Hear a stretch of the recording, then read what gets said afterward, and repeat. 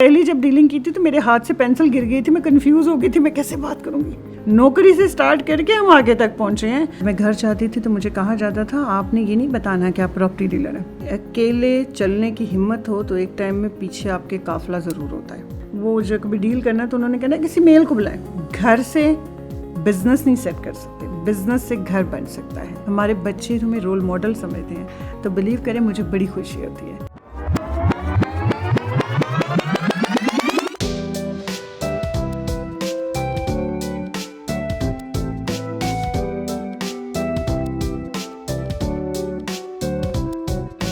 मेरा नाम नाज़िया वसीम है और मैं CEO हूँ सिक्स सेंस ग्रुप की। और हमारी जो फील्ड है वो रियल एस्टेट सेक्टर की है और हम लोग हाई राइज बिल्डिंग बनाते हैं पूरे पाकिस्तान में, जिसमें शॉपिंग मॉल और अपार्टमेंट और होटल बिल्डिंग का काम करते हैं।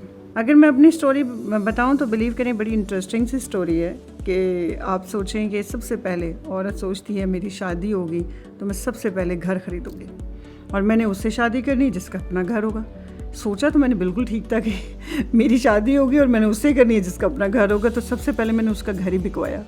तो इट्स वेरी इंटरेस्टिंग कि मैंने उनको कहा कि नहीं ये घर आपका सेल होना चाहिए। मुश्किल ज़रूर हुई उन्हें कन्विंस करना, उन्हें बताना कि ये घर ख़रीद के हम कमर्शियल बाय कर लेते हैं। तो उन्होंने सुना और जब उनका अच्छा सा मूड होता था तो उस वक्त मैं क्लिक करती थी उस बात को कि देखें हमें ये करना चाहिए वसीम साहब, अगर हमारा घर 4.5 करोड़ का है तो उसे चलाने के लिए भी तो हमें 3-4 लाख रुपए चाहिए ना। तो वो अक्सर कहते थे वो तो मैं दे रहा हूँ। तो मैं क्या सेविंग, कहते सेविंग हो जाएगी। तो मेरे के ये तो कोई बात नहीं, सेविंग हो जाएगी, हमें सोचना ही नहीं चाहिए। तो मोस्टली मैं समझती हूँ कि हमें इस चीज़ के ऊपर सोचना चाहिए कि हम सेविंग कैसे करेंगे।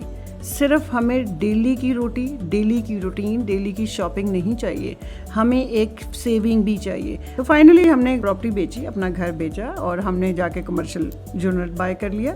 और कमर्शियल यूनिट जब मैंने बाय किया तो उसमें से हमें अगर हमारी इन्वेस्टमेंट थी तो उसके ऊपर मुझे रिटर्न बड़ा अच्छा मिलता था, जो मतलब कि आप समझे 2 और 2.5 लाख के बिटवीन मुझे मिल रहा था। तो वो मेरी सेविंग थी और जो उनकी सैलरी आती थी उससे मेरा घर चल रहा था। और वही घर जो मेरा अपना घर था वही हमने रेंट पे ले लिया था। तो ये एक बहुत टफ स्टेप है। मैं समझती हूँ घर से बिज़नेस नहीं सेट कर सकते, बिज़नेस से घर बन सकता है। ट्रेंड चेंज होता जा रहा है, लोग इस सेक्टर में भी पसंद करते हैं। लेकिन पहले यही होता था कि बेटी जवान हुई है उसे मैंने डॉक्टर बनाया, इंजीनियर बनाया, फैशन डिज़ाइनर बनाया। कभी ये नहीं कहा गया मेरी बेटी जो है वो रियल एस्टेट का काम करे, क्योंकि रियल एस्टेट का सेक्टर हमेशा मेल के सेक्टर को ही समझा जाता था। अब आके मार्केट में चेंजिंग आना शुरू हुई। 15 साल पहले ये डिफ़िकल्ट था।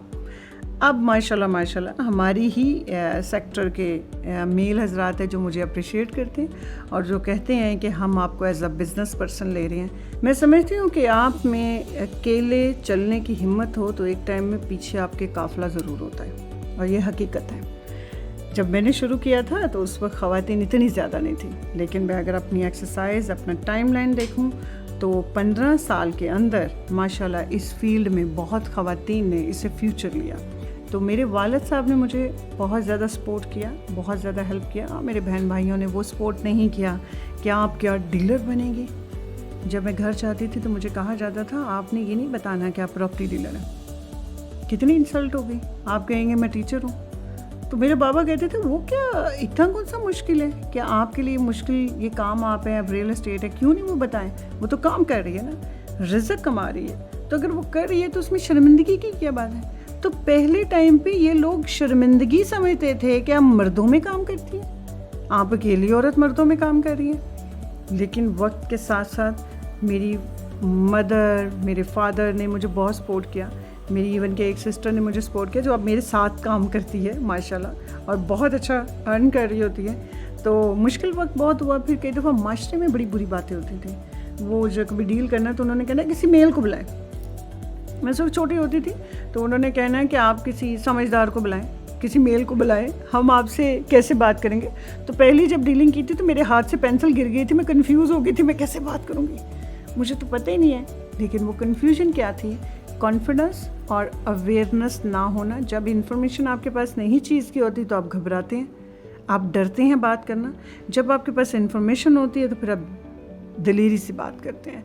तो लेकिन बात यह है कि मैंने फोकस रखा, मैं लोगों की बातें सुन सुन के घबराई नहीं। इधर से मैं सुनती थी ज़िंदगी को, वो चाय हम पीते तो उसके ऊपर एक मलाई आ जाती है, तो हम मलाई को यूँ उतार के साइड पे रखते और चाय पी जाते हैं। तो मैंने भी अपनी ज़िंदगी की परेशानी उस मलाई की तरह से साइड पे की और अपनी ज़िंदगी को लेके चलती रही और अल्लाह से बस अपनी रहमत की दुआ की कि अल्लाह अपनी रहमत रखना। अल्लाह का साथ था, दुआएं थीं और नेक नियति थी और फोकस था काम के ऊपर, तो चलते गए। अब आके ये बड़ी बड़ी गाड़ियों में हम घूम लेते, कहाँ पहले भाई, पहले तो छोटे से स्टार्ट की ज़िंदगी, नौकरी से स्टार्ट करके हम आगे तक पहुँचे हैं। तो स्टेप बाय स्टेप मैंने एक एक सीढ़ी क्रॉस करके उस अल्लाह के हुक्म से मंजिल तक हम पहुँच रहे हैं। और अभी तो मंजिल अभी और है, ये तो अभी मिड है। मेरी तो ज़िंदगी ऐसी है कि सुबह मैं जब से सबसे पहले उठती हूँ तो मैं अल्लाह का नाम लेती हूँ, नमाज़ पढ़ती हूँ, मेरी बच्चियाँ भी मेरे साथ नमाज़ पढ़ती हैं, अल्लाह का शुक्र है। तो फिर उसके बाद मैंने उठ के अपने काम वालियों को बताना होता आपने क्या क्या पकाना है, नाश्ते में क्या करना है, और फिर घर में थोड़ा सा टाइम अपनी एक्सरसाइज करती हूँ घर के अंदर ही। फिर 11-12 बज जाते हैं, फिर ऑफिस की कॉलें आना शुरू हो जाती हैं। फिर मैं अपने बच्चों को उठाती हूँ, उनके साथ थोड़ा सा टाइम गुजारा और उसको खाना वगैरह दे के मैं ऑफ़िस के लिए 2 बजे निकलती हूँ। 2 बजे ऑफिस इसलिए मैं बड़ा ईज़िली चले जाती हूँ, उसकी रीज़न ये है कि साथ मेरे हस्बैंड होते हैं, उनके बगैर ज़िंदगी कामयाब नहीं है। वो सुबह 11 बजे चले जाते हैं क्योंकि हमारा 11 to 8 है, सुबह में वो टाइम दे रहे होते हैं। तो मैं 2 बजे जाके फिर 2 से लेके रात 9-10 बजे तक मैं ऑफिस में होती हूँ।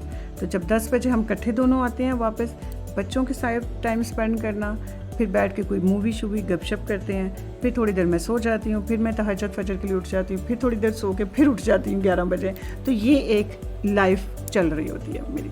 अल्लाह का बड़ा करम है जी, मैं मेरी फैमिली या मेरे इर्द गिर्द मेरी दोस्तें मुझे जब कहती हैं कि हम तुम्हें रोल मॉडल समझते हैं, हमारे बच्चे तुम्हें रोल मॉडल समझते हैं, तो बिलीव करें मुझे बड़ी खुशी होती है। मुख्तलिफ टीवी चैनल जब आते हैं, हमने आपसे ये व्यूज़ लेने हैं, ये लेने हैं, तो मैं सोचती होती हूँ कि यार अल्लाह तेरी बड़ी रहमत है, अपनी इस रहमत को इसी तरह कायम रखना और बस नज़र बद से बचा के रखना।